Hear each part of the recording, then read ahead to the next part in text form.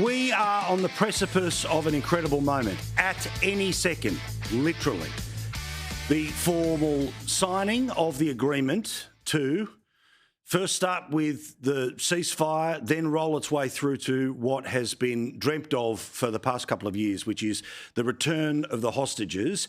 That deal is due to be signed literally at any moment, and it'll be happening in Egypt.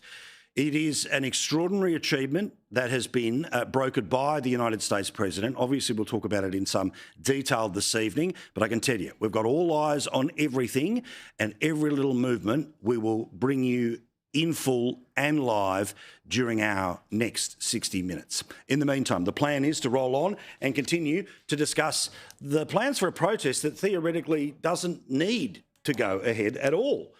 If this deal is done, as I say, at any second, then what exactly are we protesting about on Saturday? And when I mean we, I of course mean they.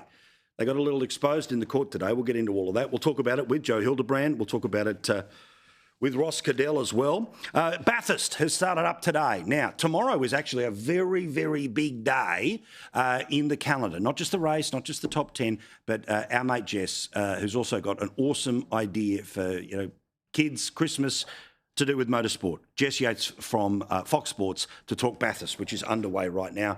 And cherry on top for this Thursday evening, Megan Kelly in full form, and you'll see her only on Paul Murray Live. I'm done. And you're like, oh, run.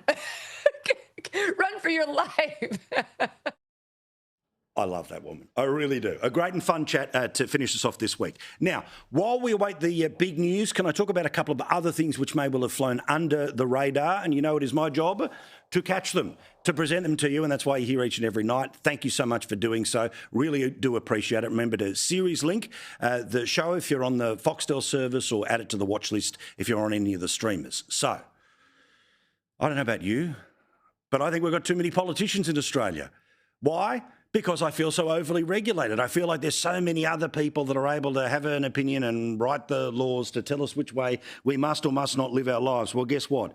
There is a very good chance that this bloke, Don Farrell, is about to expand the number of politicians. Now, a cynic would suggest that the time the Labor Party is choosing to do that is at a high water mark, and that theoretically more MPs would result in more Labor MPs, but it's the Senate that is worth talking about. There was an interesting discussion which was focused on taxpayer media outlets today, which was for the first time in the best part of 40 years, Australia's parliament is set to grow. Let's all follow the bouncing ball. The number of MPs in the House of Representatives last substantially increased in 1984. At the time, Australia's population was 16 million. Electorates had about 75,000 people in them. Since then, Australia is now 27 million, on our way to 29 million. When the next federal election is due, every single MP represents not 75,000 people, but 120,000 people. Now, interestingly, the case, or the apparent case, for why we need more politicians, again, has been argued by the Special Minister of State. Now, you need to know about Don Farrell that he is well and truly in the middle of everything when it comes to Labor Party politics, factional politics, the Don Father, all the rest of it that they have called him. So he knows if they are going anywhere near this, they are doing it because it is going to be good for the Labor Party, that it will help them establish greater rule for longer. And this, however, is the packaging in which they are going to try to sell you that we need more federal politicians. And thus, the number of politicians you need to form a government goes even higher than the 76 currently required. MPs have got more and more constituents to service. And of course, some of the pressures that you refer to in these reports is reflected in the fact that in order to try and make sure you're servicing all your constituents, there's greater and greater pressure on the MP themselves and on the staff. Well, geez, okay, I wonder if the people who are claiming that they're under a pressure might say join us on the common sense side of things, that perhaps we don't need to radically keep growing our population. But of course, to discuss is racist. Now, these are also people who, and again, being a full-time politician, look, despite the fact that we love a whack and why not, if you're a good one, it is a 24/7 job and that's hard for your family, all the rest of it. But it has ever been thus. When the electorates were 10,000, 40,000, 70,000 or now more than 100,000. There's this event on a Saturday morning, this one 2 hours later, one 3 hours later, let alone everything that happens through the week. So perhaps there's a case for more staff, but we know they've already got more staff in the last parliament. And those people were largely to help them make social media videos that almost every night I show you that are embarrassing, that are not actually about servicing the local community. Instead, it's about building the ego of the principle that is the politician. And in the overall federal budget, it's not really about cost, but it is kind of about cost. A point that James Patterson, and I'll give him a yay for the week in a moment, had to say. He said on the ABC that I find it extraordinary that we're wasting taxpayer resources and time on this when the government should be focusing on fixing healthcare, cost of living crisis and self-made housing crisis. Good point. Now, normally any sort of fiddle to the electoral system normally requires the two teams to get together so that there'll be an easy passage of this thing through the House they control, in this case, the Labor Party in the lower house, or the Senate. But remember, they can pass in the Senate with the Greens.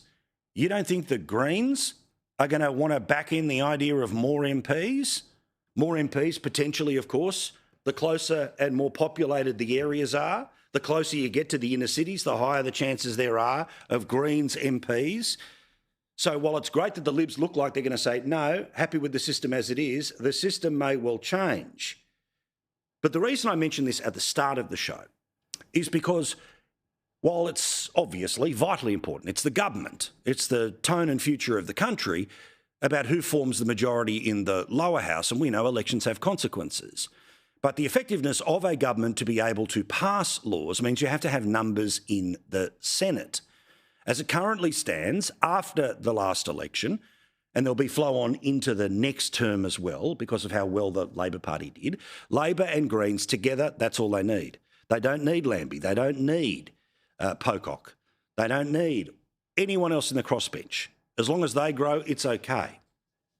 Well, guess what a plan to increase the number of people downstairs means? It means there's a very good chance you're going to balance things up, as they say, do what happened in the 1980s and increase the number of senators.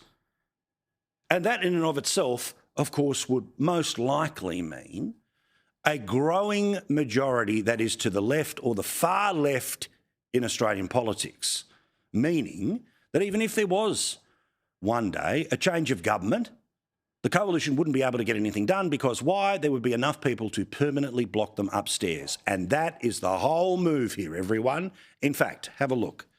Doubling the number of territory senators was recommended during the last term of Parliament. The government was keen to adopt the proposal, but is waiting to see if it can be done as part of a wider expansion. So while we're all distracted by more lower house MPs, increasing the number of territory MPs is actually how, in part, they're going to be able to rig the game. And I know that's a big word, but why do I assume that there will be an increase in the number of left-wing senators who could block a right-wing government? Because one of the two territories is the Australian Capital Territory. Now, the ACT of recent years has not elected a single Liberal. Instead, it's been Labor or Pocock. The Pocock and Teal side of things has been growing its vote and almost got a lower house seat. Or if you lowered the threshold and added a third or a fourth, you'd be talking about either another Labor MP, another Teal MP, or a Greens MP. Of course, as Senator, my apologies, I don't want to confuse the titles. You would be adding a Teal, a Green, or a Labor. That, of course, would mean one vote harder. Now, the only hope for this system is that if One Nation's numbers continue to sit where they currently sit, they are going to be outpolling the Greens. And they are going to be able to get the requisite 14% of the vote to be able to get senators. And not just Pauline Hanson, not just Malcolm Roberts, both of whom consistently being re-elected in Queensland. But as we saw at the last election, thanks to preferences, because what you do with number 2 really matters, particularly in the Senate, they were able to get an extra senator in New South Wales and in Western Australia. So maybe, just maybe, that could be the antidote. But where do those votes come from? The Liberal and the National Party. So pay attention here, because when they are talking about changing the system under the guise of the workload of the MPs, who are already, of course, paid hundreds of thousands of dollars, have multiple staff, and technologies mean we're not living in the 1930s anymore. The capacity to speak to, well, almost everyone in the electorate at once is a whole lot better than it used to be. In my view, the real game here is grow the House, grow the Senate, grow the left, stop the right, even when it wins an election sometime in the lower house. Now, to the responsibilities of the Senate and the bloke that I have been rapping all week. Again, I love being able to see somebody who gives a bit of hope, all right, and hope in the side. And the hope in the side this week, the yay for the day, the collect your $200 as you go through the go on the Monopoly board, is James Patterson, Liberal from Victoria. Now, this bloke is the heart and soul of what I believe to be part of the next stage, part of the way to build, and he's doing his work and he's a smart bloke. And he has been nailing them in Senate estimates. Now, most of the 6 p.m. news don't want to talk about it. Why? Because there's a distraction here, a distraction there, drinks with elbow, don't rock the boat. But for those of us that are paying attention to the grains of sand that eventually build to a beach and where the dunes move around to torture the metaphor, it matters. This bloke did good work this week. Remember the questions about ISIS brides that they wouldn't answer? When did the department first learn that the ISIS brides had in fact returned to Australia? Senator, I would need to take that on notice to confirm.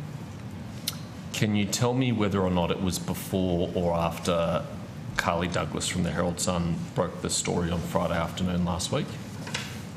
Again, I'll take on notice to confirm what the department knew and when. How about your own personal state of knowledge? Did you know prior to the publication of that article that they'd returned to Australia? Senator, I think as I said earlier today, we obviously have regular discussions with our counterpart national security agencies. And so my preference would be to take that on notice to check exactly when. But there's a whole bunch of other things that you didn't see, and here's my chance to show you. There is a former Labor MP who ended up being a significant public servant in Queensland. Now, this bloke just happened to end up getting a job heading up the climate department, which is now worth $900,000, apparently, in his wages. Questions asked by James Patterson about the process to miraculously, of all of the candidates everywhere, to be able to install a lifelong Labor mate. Well, that too was interesting this week. On the 19th of May this year, that Mr. Fredericks was stepping down, and it was that he would step down on the 20th of June. It was on the 8th of July that Mr. Kaiser's appointment was announced. So when did you first advertise for the vacancy? So, as I mentioned earlier, this process was done through what we call a closed competitive process, which is by invitation. Oh, he also had some insights about the actual costs that may well be involved in, per tonne, trying to deal with 1% of the world's climate emissions. Remember, this government has just signed up to a 2035 target of up to 70% of 1% of the world's climate problems. Well, that requires many, many, many tonnes. But how much per tonne is it going to cost? Again, thanks for the info. Right. What the model effectively does, it looks at the abatement options that are available at each point in time and chooses the least cost forms of abatement and works up the stack until you get to the emissions reduction that we've applied as a constraint in the model. Okay. So in other words, this is the incentive that would be required to meet the pathway of emissions reduction. To get the marginal abatement that you need to meet that yes, pathway. the final dollar that matters. So This starts at $67 a tonne from 26 to 30 period and rises to $293 a tonne under the baseline scenario. Correct. So that is the effective carbon price which is necessary to meet that goal. Honestly, that's the most. Honestly, Just let the officials answer the question, but it's the most juvenile. Juvenile question, really. That's very. It's a standard feature of climate modelling. Yeah, and so let the officials answer then, Minister. And you know, when you're annoying people, you are hovering right over the target. You can see the reaction there of the hyper-partisan minister desperately trying to change the subject. And finally, Australia is in $1 trillion worth of debt. As I've told you, and as Treasury has shown us, the intergenerational report means we are going to keep producing budget deficits for the next 40 years. So presumably, 1 trillion becomes 1.25, becomes 1.5, becomes 1.75, becomes $2 trillion. And that too is confirmed today by James Patterson asking serious questions of people who, yes, it is like getting blood out of a stone, but eventually, drip, drip, drip, the reality hits the page. But just to summarise, taking our previous financial year, which we just have the final budget outcome for, you're right, debt was trending down, and now it is trending up. It is forecast to trend up. Is that accurate? It is, Senator, yes. So if debt is rising and spending last year grew at 5.5%, which is 4 times the rate of the economy, how is the government adhering to its overarching fiscal strategy of limiting growth in spending until gross debt as a share of the GDP is on a downward trajectory? It's on an upward trajectory.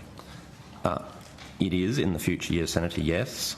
And as I said, if we look at growth in spending over time rather than an individual year, into the out years of the forward estimates, growth is pretty low. It's well below 5.5%. Yeah, if you believe the forecast. But the government has set itself a pretty rubbery test of limiting growth in spending until gross debt as a share of GDP is on a downwards trajectory. But just at the very moment that gross debt as a share of GDP is on an upward trajectory, spending growth is also on an upward trajectory. So they're not meeting that, are they? Important to know, right? Dry as a wheat pix, but important to know. To every single person who wants to hold this government accountable, and there are other senators that have done great jobs this week, but if it's a Liberal, pay attention to what Senator Patterson did. He did the work, he asked the questions, he wasn't blown off by all of the games they play, and we are the better for it. Well done, Senator. What a great week you have had. Now, one of the most amazing things that we all saw today upon this announcement of this imminent, at any second, formal recognition, formal signing of the beginnings of the peace deal between Israel and Hamas was this incredible moment when part of that deal is not all of the hostages are going to come out. That'll be happening on Monday. The person who brokered this, who deserves all of the credit, if and when it actually happens, but all of our faith and belief is that it will, is Donald Trump. And he knows how to play moments like this. The hostages will come back. They're all coming back on Monday. All of them. For the actual details of all of this, Trudy McIntosh explains from our Canberra bureau. It's been brokered after these 3-day talks in Egypt. Hamas has agreed to release all of the hostages, dead and alive. The Israeli Defence Force has agreed to withdraw to an agreed line within Gaza. Israel, as a result, will also release hundreds, if not more, potentially more than 1,000 Palestinian prisoners, and more aid will be allowed into Gaza. Big day, good news, hopefully no more deaths, right? In all directions. This is what the world has been hoping for a very, very long period of time. On a serious day when serious good news was afoot, unserious people were jumping all over the Eurovision Song Contest because the Eurovision Song Contest, for some reason, also has Israel in it. You know, the same way it's had Australia in it. Not really part of Europe, but you get my point, right? Well, serious questions were asked today of SBS because they're showing the Eurovision Song Contest that might have Israel in it. The serious person asking the questions, one will, of course, one who will conclude I am simply racist for pointing out how stupid this question was. Israel is also set to attend and will perform pop songs while the State of Israel bombs and buries Palestinian children under rubble. Belgium, the Netherlands, and Portugal, Slovenia, and Ireland have all indicated their intention to withdraw from the next Eurovision in Vienna if Israel participates. Will Australia, because SBS is the broadcaster, will you also withdraw, or will you provide cover for Israel?